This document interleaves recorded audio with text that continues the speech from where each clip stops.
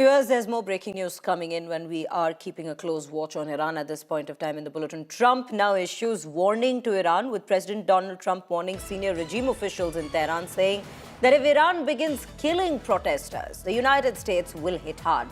Human rights activists report at least 45 people have already been killed amid the ongoing protests across the country. The regime is in a no-win situation. Best they take Putin's offer. But will they? That remains to be the bigger question. Which other power blocks across the world will associate themselves in the current situation?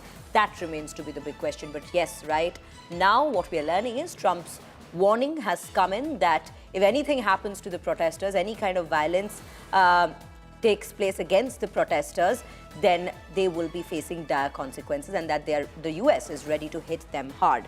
Now, let me quickly bring in Rohit into the conversation here. Rohit, this is Trump's warning that's coming in at this point of time, and we see Iran slowly heading into a blockade kind of a situation. There's a no-win situation it's headed towards, unless there's one option maybe, which is it takes Russia's help at this point of time. But what will Russia be doing in terms of help, offering help at this point is also a big question on that, given that Russia has its own problems. It has a war in Ukraine going on. There's a whole Venezuela situation that's come to light. The entire oil struggle that's going on in that very area after the Venezuela takeover. So will Russia involve itself in Iran or not? That remains to be a question as well.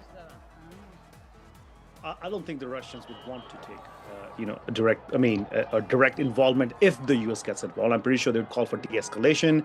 They would call, and they would want to support the regime, like they had supported the Syrian leader for the longest time. Even, the country of Syria was not, doing well with the United States. The Russians were helping the Syrians. So I think that was a different time. As you've said, yes, Russia is involved with Ukraine, and there's so many moving parts that Russia would want to take care of before getting themselves involved into this. So I think they would probably want to, they'll probably do some signaling. They might do some backroom dealings. They might want to talk to the regime and how they can help without getting involved, at least overtly. Yes, Iran would expect that from Russia and also China to a certain extent. But this blockade, and you chose the right word, blockade, I think that is what is sucking the air out of the regime.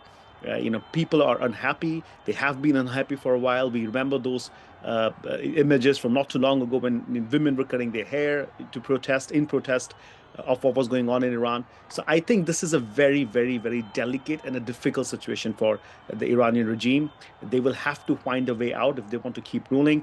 Khamenei has lost support, clearly as seen by the visuals that everybody in the world is playing. America is supporting them. Now, we have also seen reports coming in from the Swedish PM saying that he supports Iranians' freedom for struggle. The Belgian PM saying that he's praising the Iranians now that stand on the path to freedom. And we will see more such statements coming from Western states. So I think it is a very precarious situation for the regime, and Iran has to look for help somewhere. So yes, they would turn to Russia and even China. Well, Rohit, this is the situation in Iran at this given point of time.